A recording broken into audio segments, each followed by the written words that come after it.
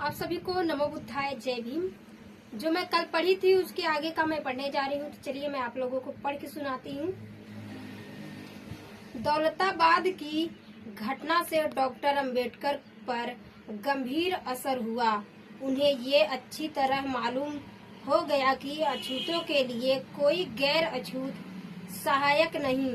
1943 में जब डॉक्टर बाबा साहेब अछूत के सत्याग्रह का नेतृत्व कर रहे थे, तब गांधी जी भारत में घूम घूम कर अछूतों के नाम से चंदा जमा कर रहे थे। ठीक इसी समय डॉक्टर अंबेडकर राजनीतिक कार्यों में व्यस्त थे, सत्याग्रह का नेतृत्व भी कर रहे थे। गांधी जी की चालाकियों से बचने के उपाय सोच रहे थे और साथ ही बैरिस्ट्री और प्रोफेसरी भी कर रहे थे। तभी उनकी जीवन सहचरी रमाबाई का देहांत हो गया। रमाबाई का एकाएक निधन डॉक्टर बाबा साहेब को बहुत ही खला। जिस रमाबाई ने डॉक्टर अंबेडकर के साथ अपने मुसीबत के दिन काटे थे, वही रमाबाई इस संसार से सदा के लिए कूच कर चुकी थी।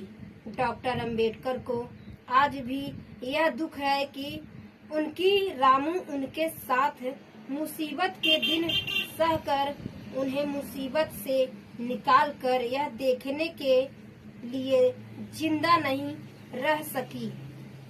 यदि डॉक्टर बाबा साहेब का जन्म सुखी नहीं तो दुखी भी नहीं है।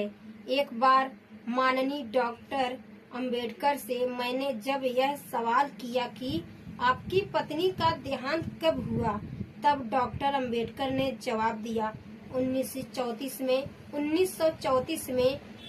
और इसके बाद मैं डॉक्टर अंबेडकर की गंभीर मुद्रा को देखता ही रह गया था।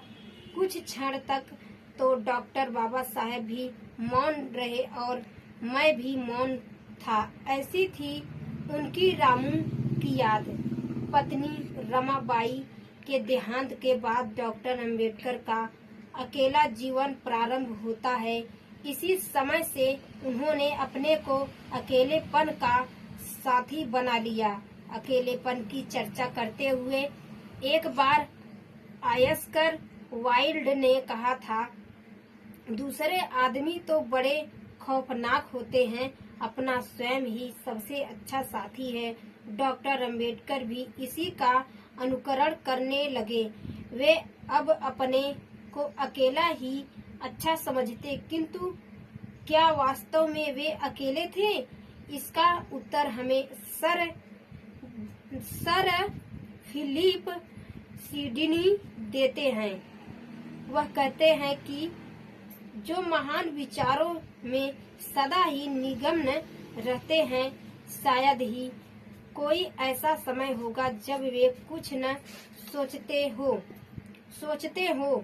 उनके विषय में यह प्रसिद्ध है कि जब रात में सो जाते हैं तब कभी कभी उठकर लिखने बैठ जाते हैं। यह स्पष्ट है कि डॉक्टर बाबा साहेब हर समय कुछ न कुछ सोचते ही रहते हैं। ज्ञान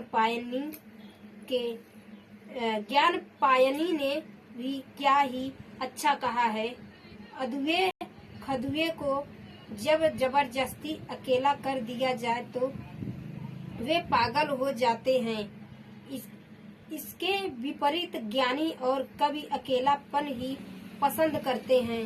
पायनी का यह कथन डॉक्टर अंबेडकर पर पूर्ण रूप से घटित होता है। अकेले रहकर डॉक्टर बाबा साहेब के लिए यह संभव हो सकता था कि वे राजनीतिक, अर्थशास्त्र तथा कानून आदि विषयों में अपने मस्तिष्क को परिपक्व बना सके थे। अकेले रहकर ही डॉक्टर बाबा साहेब के लिए मोटे मोटे ग्रंथ लिखना अधिक संभव हो सकता था, किंतु अकेले रहने के कारण एक दूसरा भी परिणाम हुआ। कभी कभी तो डॉक्टर बाबा साहेब विचारों में इतने डूबे रहते कि उन्हें यह भी न मालूम होता कि अब